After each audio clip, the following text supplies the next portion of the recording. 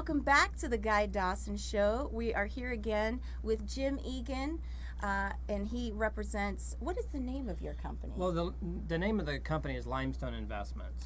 Oh, I but think I saw that online. URL is crazy, so Yes. ifindproperties.com is a lot easier to remember. Absolutely, absolutely. So let's talk about your rating system. Okay, so one of the things I developed about 12 years ago was a rating system that identifies what to purchase. And the reason why I developed it is because I'm an ex-engineer, and we came from California, and I was trying to figure out a way to buy properties because we were buying some properties. And we were a little frustrated with the methodology that we were exposed to with the real estate agents. So I kind of created my own, and I wanted to make a system that was easy for investors. So I used kind of a 5-star rating system that you'd see at the movies, but to break up the property into different components. And so the 5 components are equity, income, condition, desire, and square footage. So now of all these ratings, the 5th one, square footage, is not an opinion. It's just a number, the price per square foot. Okay. So the remaining 4 are equity, income, condition, and desire. So equity is its price relative to properties around it. Oh, I hear that term thrown around a lot, and I never understood what it actually meant. Okay, so for example, if a house is listed for $100,000, Yes. and all the properties around it sold recently for $200,000, Yes. it's cheap, Oh. right? So okay, now I there's a get lot of opportunity there. Yes. So if someone bought it and they're able to get it for $100,000, Mm-hmm. they would immediately make a lot of money if they turn around and sold it tomorrow. Wow. As an example. Yes. So a property that's significantly less, listed significantly less than all the properties around it that Yes. sold recently, that's in what we call A equity. In other words, it's 5-star in terms of opportunity to buy equity.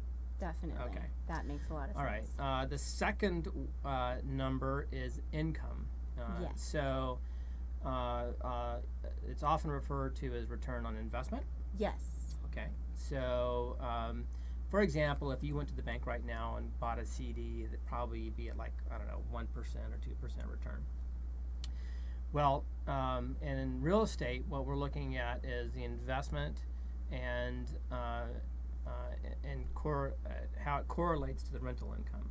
Okay, so let me give you an extreme example to illustrate it.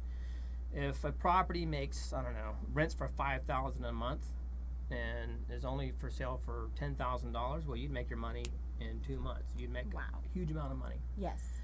Well, those don't exist, by the way. Right. So right now, single-family homes return on investment is around 7 or 8%, which isn't too bad. Back in 2010, the returns on investment were closer to 14 and 15%.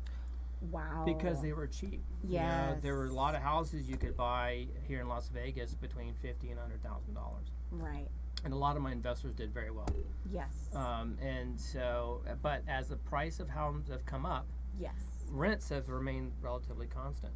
So what's happening is the return on cash has come down. Yes. I still use a system that enables investors to identify the return on cash.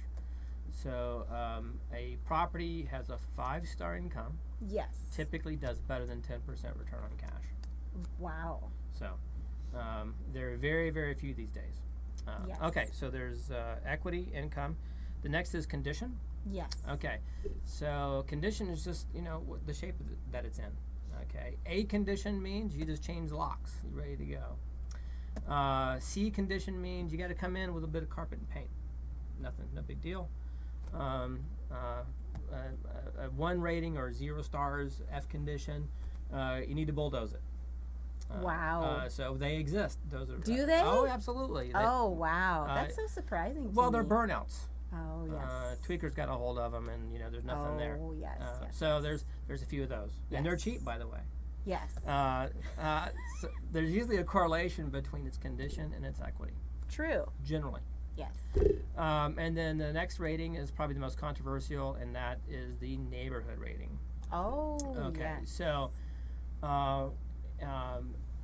the neighborhood rating is my opinion based on its location, and what I use as a way to measure ratings is the pride of ownership in that neighborhood. So if you go to in a neighborhood where the grass is perfect, it looks like Disneyland, Right. that would be an A neighborhood where people take pride in living there, and everything is perfect. Yes. Okay. And then an F neighborhood has got some abandoned cars, Right. some people that are sleeping in the bushes, and that type of thing, right? Yes. And in Vegas, that exists everywhere. Absolutely. So what's interesting is that Vegas has a kind of a checkerboard of ratings. You can find E neighborhoods in Henderson, and you can find A neighborhoods in North Las Vegas, So by using that rating system, my investors that are from California or out of the country, I have a lot of investors from out of the country, they rely on my rating system to identify the quality of the neighborhood. And by the way, there's a lot of correlations between these. What's surprising to a lot of investors is there's an inverse correlation between return on cash and neighborhood. Oh. So the worst neighborhoods have the best return on cash. Wow. And sometimes even better equity. So that surprises a lot of investors because they have this old school mantra of location, Right. location, location. Yes. Which is kind of a bunch of hooey. Yeah. Because a lot of times you can get a single family in an A neighborhood Yes. with the return on cash at 1 or 2%. You might as well go get a CD. So anyway, that's an example. I'm thinking about even a personal example for myself of a property that of a house that I rented, North Las Vegas. I was maybe a block away from Martin Luther King, but I was in the nicest, safest neighborhood. I mean, Right. it was literally like right next to a golf course. Yep, absolutely. And gated community, great neighbors. It was very quiet, So people, I think, get too hung up on, North Las Vegas, scary. It's Exactly. like, No, there's little pockets. Yes. For example, there's Las Vegas Country Club, and Yep. where the areas where the mayor lives, Oscar Goodman, and all that area, and Rancho and Charleston, and that area. Very exclusive neighborhood, but it's surrounded by D&E neighborhoods. So I use my knowledge of the different neighborhoods to identify the quality of that neighborhood. Definitely. It sounds a little bit like what I've seen on like Zillow when you're looking up different properties and they tell you, they have their own kind of rating systems for what they Oh, really? do. I have to go check it out. Yeah. Stole my idea. Did you copyright it? No, I didn't. No, you should have copyrighted Well, it. it's a little controversial. Maybe I shouldn't. I don't know. But it's yours. I'm just waiting for the phone call. I live in that Bay neighborhood, damn it. No worries, no worries. Yeah, so. But I definitely sense and understand what you're talking about in terms of the controversy there, for sure. And you could have an A house, but Right. your neighbors are just terrible too. Well, and that's, I mean, a local condition also applies. If Yeah. I go check out a property and there's this massive barking dog surrounding it yeah. in an A neighborhood, I'm going to knock it down to a B. Wow. Who wants to live by all these barking dogs? True.